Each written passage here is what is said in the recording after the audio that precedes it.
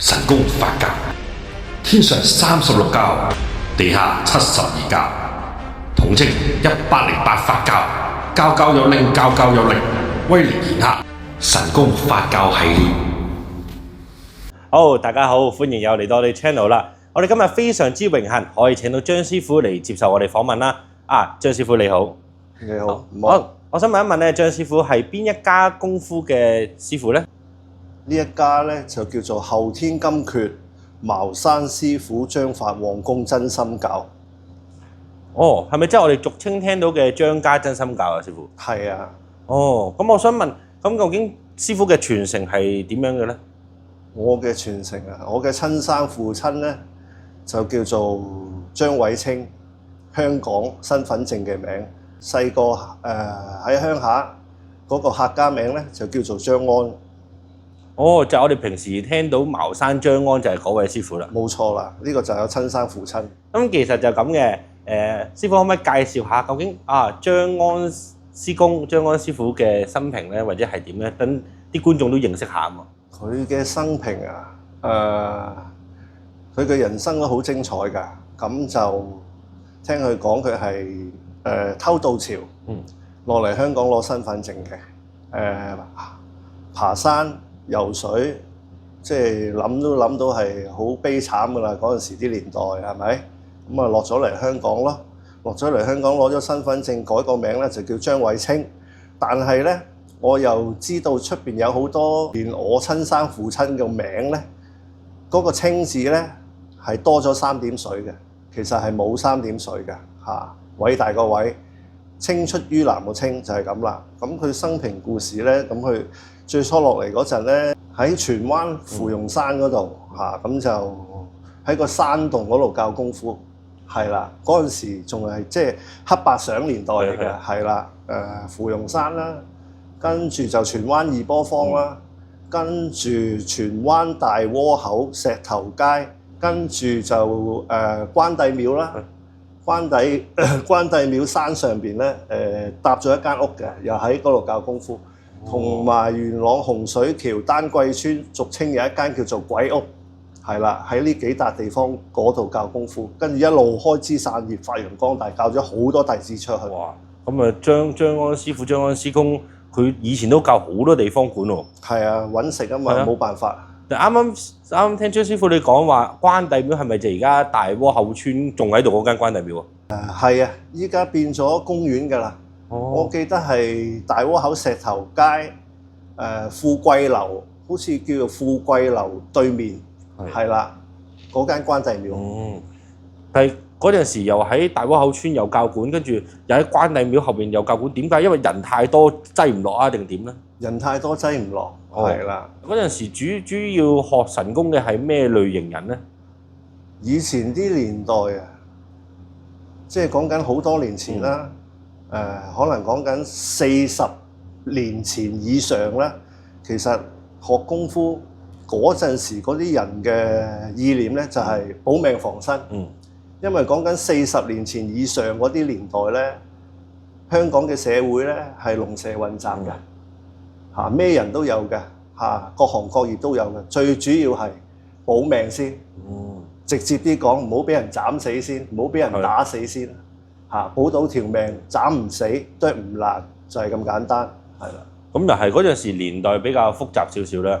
即係如果大家觀眾咧，有時候我哋睇翻以前嘅紀錄片啊，以前嘅新聞，咁其實有好多嗰啲黑幫械鬥啊，或者好多斬人事件啊。嗰陣時香港比較混亂少少嘅。咁啊，但係時移世易啦，去到今時今日，咁其實就呢啲事情就少咗啦。即係所以我哋成日笑稱我哋香港係國際大都會啫。咁但係雖然呢啲事情都少咗。咁我想問張師傅，究竟嗱以前啲人就可能學比較怕俾人斬啦，一啲防身保命功夫為主啦。但係時移世易去到今時今日，咩人學神功為主咧？定係咩人都有咧？其實依家呢個年代2025年咧，講緊今時今日學功夫嘅咧就好普遍化。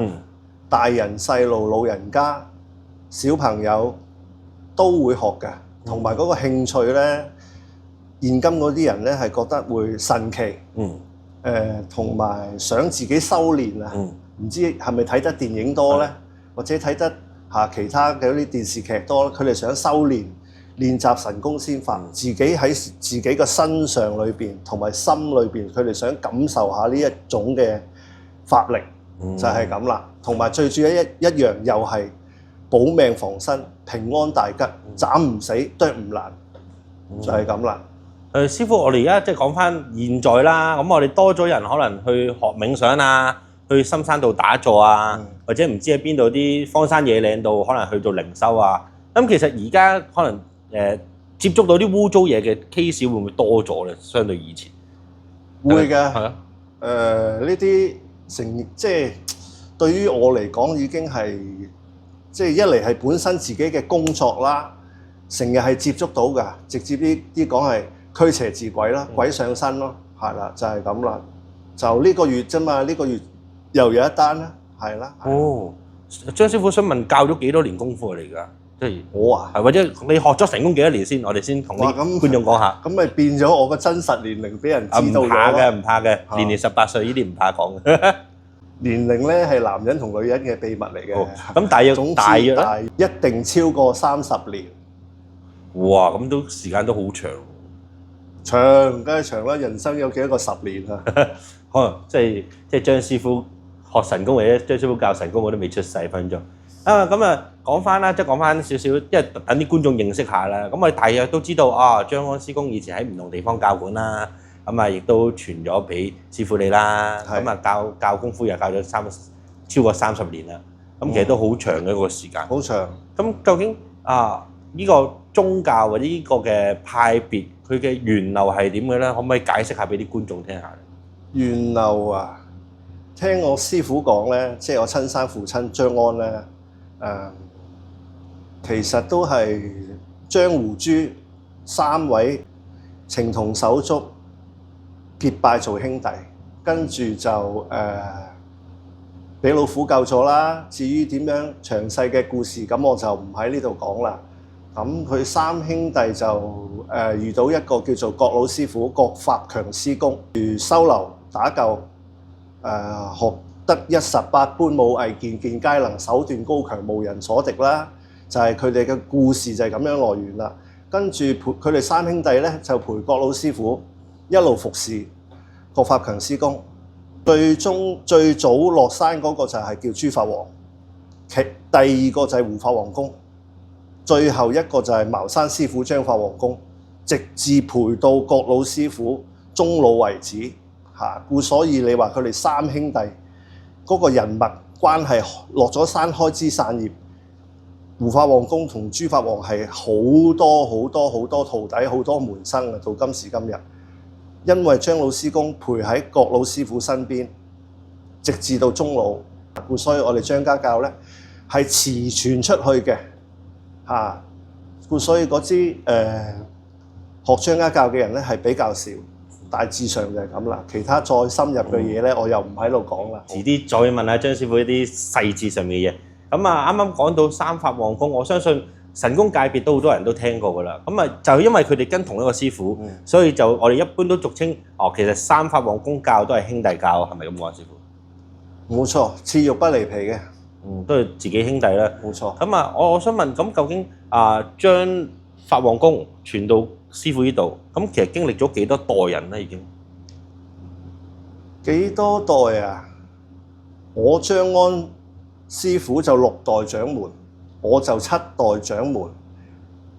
我師傅係陰司傳教，係啦，立定指定係我師傅。佢個年代佢在生嗰陣，佢就係我哋凡間張法王公真心教嘅傳教人。故所以我好慶幸做到佢嘅仔，佢傳俾我。總之老豆話乜，佢教我乜，佢同我講乜，我都會記住。佢話佢係6代，我就係第7代，就係咁啦。啱啱講到話張安師公係陰司傳教啊，咁陰司封定啦。咁我同大家觀眾可能解釋下陰司兩隻字先，即係可能有啲觀眾咧一聽到陰司咧就覺得哇係咪咩嚟㗎？好驚我，其實就唔係嘅。咁啊，話說喺神功界別咧，或者喺我哋嘅教門裏邊咧，就分2位嘅，一位就陽司，另一位就陰司。陽師就係我哋在生仲有肉體嘅，仲喺度嘅傳教師傅，咁啊就係自己嘅師傅啦，俗稱係咪？咁另一個陰師就係咩咧？就係啲冇咗肉身，可能已經翻咗道山或者一啲嘅仙家神智，咁啊我哋俗稱叫陰師，一陰一陽咁就成為太極啊嘛。咁就呢個就係神功嘅體系啦。咁我都知啊，張安師公唔單單係陰師封定啦，咁亦都係有陽師嘅准許去傳去六代掌門人係咪啊？梗係啦，我哋係祖傳一支血脈絡噶嘛，父傳子，子傳孫咁樣噶嘛。邊個傳俾張安師傅咧？即係我老豆咧，就係張法聖師公。張法聖師公咧就係張安師傅個阿爺，阿爺傳孫，孫就係張安，張安傳子就係我啦，張成武。安師公嘅功夫係直接跟阿爺學嘅，大部分都係佢傳嘅。哦，隔代。哦，咁但係我知道張家教即係嗱，因為以前咧神功咧，除咗神功之外啊，咁其實係有明功存在噶嘛。咁我都知本身我哋張家係有一套祖傳嘅拳法嘅。有青龍拳啊嘛，我都打過好多次比賽啦。咁啊，我哋有機會叫張師傅表演下青龍拳。即係我唔係好叻啊，我都係學緊皮毛呀拳腳，千祈唔好誤會啊！我唔係好好打嘅咋嚇。咁啊，但係咧都每次打青龍拳咧都攞到一等獎嘅嚇。咁我相信啲觀眾都有機會都想睇啦。咁啊，記得點讚啊，同我哋講下想睇下張師傅打拳。咁我哋就嗌下張師傅。師傅啊，想問一問咧，究竟張家教有咩特色咧？因為我相信好多觀眾我哋都可能會認識唔同嘅茅山嘅派別啦，可能有青竹教、百年教、真心教，甚至乎其他唔同種類嘅教啊。咁張家教既然係父傳子啊，咁個特別之處係咩咧？一定係有啲唔同噶嘛？唔同就一定有噶啦嚇，因為父傳子，子傳孫，孫傳阿爺傳孫，孫傳子，一代一代咁樣咧，係冇乜嘢花巧嘅，係比較直接嘅嚇。可能係嗰個前世今生能夠做到一家人，做到親人，做到血脈咧，故所以我哋學嘅法咧係比較直接同埋係親切嘅嚇，因為血脈啊嘛。咁我哋學嘅法咧，即係講出邊先啦，分文啊、武、文武啦。文就係即係好似揸筆啊、紅色朱砂寫符啊嗰啲咁咯，行嘅法都係比較文咯，比較溫和咯。武咧就係行嘅法咧就硬淨啲咯，就係咁啦。分文啦、武啦，另外仲有一樣嘅，咁我就唔講住啦。其實咧，我哋張家咧就行心同埋行呢個口教為主，係啦。咁我哋行嘅法咧就係唔係話我哋野蠻啊？意思即係話我哋會比較直接啲。唔會話下下攞筆啊寫。譬如嗰個人流緊血喎，我仲攞支筆點墨水寫啊，寫得嚟流血都流死啦，係咪先？即係譬如嗰個人突然間有生命危險啦，唔好話流血啦，咁啊一冧腳一喝，個心中律法啦，一放落去咧，啲法就即刻到即刻行噶啦嚇，因為首先我哋學法之人要通到個心先，你個心都未通，自己都未收心，又點可以即刻用到啲法出嚟啊？嚇，收到個心，心通法就通，就係咁簡單。最緊要收心同埋要修善，係啦。你學邊門，即係呢個係我自己本身嗰個意見嚟嘅啫。即係學邊門邊派都好，都係要行善積德。都係要救人幫人為主，係啦。當然錢係緊要啦，係咪？我哋要生活要食飯噶嘛，係咪啊？嚇搭車啊，係咪啊？乜嘢都要錢噶嘛，咁睇情況而定咯，係咪？咁嗰個人冇乜錢嘅，咁咪都係行善積德，當自己積功德咁樣去幫佢咯，唔係話下下都利字當頭嘅，唔係嘅。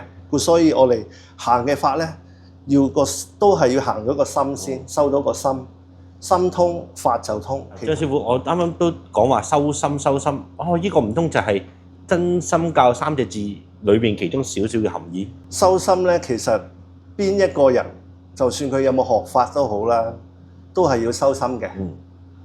修心先最基本有一句叫做我哋做人道理，修心齊家治國平天下，都係修心行先嘅。咁你話對於我哋真心教呢兩個字有冇關聯咧？都有關聯嘅喎，係嘛？我哋真心教要收到個心先啦，同埋要忠心啦，係咪啊？要忠心義氣啦，做弟子係咪做好做師傅嘅做好自己師傅嘅本分，做徒弟嘅做弟子嘅做好弟子嘅本分，咁咪將心比心咯，真心換真心咯，就係咁啦。咁啊自然一團和氣，法力高強，師傅又好，弟子又好，成間館都好。我哋平時都可能會聽個徒弟要對師傅真心啊，咁好少可會聽到一個師傅會講其實師傅對徒弟都要真心。其實成日都話，一定要徒弟難揾個好師傅。其實一個師傅何嘗唔係難揾到個好徒弟喺現今社會係嘛？咁其實大家真心比心，咁就更加發揚光大啦。係啦，冇錯，一定要。咁我想問師傅，我想張安師公啦，咁其實喺佢生平啦，或者生前啦，即係返道山之前啦，有冇咩故事可以同大家分享下咧？有，佢老人家啲故事多到不得了，就講我同佢釣魚啦，佢年紀大咗，中意夜晚釣夜魚嘅，去啲碼頭石博嗰啲咁嘅，帶住啲好粗成21尺長嘅魚竿。魚竿頭綁支細細支嘅熒光棒嘅，咁叫我啦，阿成陪我去釣魚，我好咁咯。其實我唔中意釣魚，只不過係陪佢老人家嘅啫，即係幫手拎下嘢。咁我去到石博嗰度啦，咁幫佢勾下魚脷嗰啲，跟住佢發條魚竿落去，佢又去釣啦。咁我聽鑊文咯，入劇寫帶嘅就係啦咁咯。咁釣魚期間咧，釣咗成晚都冇魚，跟住見到佢老人家咧喺個袋咧攞沓溪錢出嚟，噏幾句啦，跟住掉，跟住我諗3分鐘到啦，支魚竿頭咧綁咗熒光棒咁咪咁樣咯，咁咪有魚啦，好神奇，係啊，次次都係咁嘅，基本上係啊。我諗鏡頭後，如果有啲釣魚友咧，應該都好羨慕呢一招啊！我記得我哋之前咧喺鏡頭後咁，其實同張師傅都傾過個，又係關於釣魚嘅故事啊。咁話説，我記得嗰陣時話張安師公咧，咁釣咗條水蛇定乜嘢會識叫喎？係啊，又同佢一齊釣魚咯，釣到條蛇，咁我師傅係好大膽嘅，係啊，好大膽咁勾條蛇咯，好長咁攣住個蛇頭咯，解咗個勾咯，條蛇會叫嘅。我聽到心寒嘅，佢係聲嘅，咁樣嘅，係啊。跟住你先同佢講走啦，唔好再嚟呢度，咁一掉咗去，跟住撲落咗水啦，跟住有陣白煙，即係好似我哋食煙咧，呼啖煙喺水面嗰度升上嚟咁樣，係啊。即係嗰條蛇有機會係修練過嘅喎？唔知我都唔知，係啊。無奇不有咯嚇，咁有啲網友咧都聽過山雲遁地嘅故事，咁我嗰陣時我都記得喺鏡頭後邊，我有問過張師傅啦，就係關於嗰陣時師公俾人綁咗喺棵樹度，突然間一遁就唔知遁咗去邊。呢個佢其實好多呢啲故事嘅嚇，咁又或者呢個故事嗰陣時我就係好細個，我都係聽翻好早期拜師嗰啲師兄弟啦嚇，依家我諗都好老㗎啦，全部係啊！佢嗰陣時啲年代，可能講緊粵語長片年代嗰啲嚟嘅，真係佢哋要揾到個師傅咧，真係要知道你有料，係咪真係真功夫，佢哋先至死心塌地嘅。如果唔係，佢哋真係走人㗎。係啊，真係試張安師公功夫咯，咪攞繩綁住咯，綁住佢叫佢哋擰住面啦，擰住面嘅成個人唔見咗啦，就係咁啦。好多好神奇㗎嚇！但係嗰陣以前個年代咪好興踢館啊，或者試個師傅功夫㗎嘛。咁有冇啲踢館嘅故事咧？我諗啲觀眾都想聽。有，當然有啦。我讀緊小學啦，住喺荃灣大窩口石頭街，咁有一個明公師傅啦，姓張嘅，名公即係拳腳啦。咁啊揸支齊眉棍入嚟，同我師傅講：阿張師傅，即係叫我同我老豆講啊，你拳腳功夫好犀利喎。跟住我師傅話：我學緊扎馬。跟住夠唔夠膽出嚟比試啊？跟住我師傅話：好啊，你既然都嚟咗啦，咁啊一開個弓箭步，準備可能一個劈棍啦。跟住我老豆就攞紮報紙捲，咁啊嚟咯，開波咯，一個棍一個劈棍一落，跟住我老豆就揸住個短嘅報紙兜報紙打落佢嘅手度，成條棍飛開咗，成塊手皮甩咗，就係咁啦。咁嗰條友咧就甘拜下風啦，以後都唔敢再揾我師傅挑戰，係啦。呢個係其中一個故事，係。但係當中係咪有神功嘅功夫喺裏邊嘅？其實我唔多唔少一定有嘅，係啊，嚇，即係調翻轉我哋啊，或者其他人學法咁樣，有陣時自己講真，依家梗係唔可以打交啦！呢個年代係咪先？你周街都鏡頭，即係譬如我哋危難之時啊，又或者出邊其他學法嘅人嚇，當然自己要學得好啦，收得好啦。咁有陣時，即係譬如我擁你一下咁，有陣時未必係，或者嬲嬲地咁，未必係我自己嘅力量嚟嘅，其他人都係嚇，即係又會有如有神助嘅，有神會暗中會扶持弟子嘅，係啦，就係咁啦。即係都係因為嗰個弟子唔係做壞事先啦，首要係。咁我諗如果做壞事，都可能啲師公都冇眼睇啊！真係同埋再加上我師傅報紙打齊眉棍嗰個故事咧，佢本身個人已經係武林高手嚟㗎。係啦，我師傅就一個拳腳啦，再加一個係叫做擒拿，係啦，佢係內力深厚，即係好似以前嗰啲叫做大內高手咁，哇！你兜嘢打落去咁樣，你隻手都彈開，痛到係咪先？唔使打啦，拳腳加神功，點同佢打啊？嗰啲人真係，真係唔知點樣講。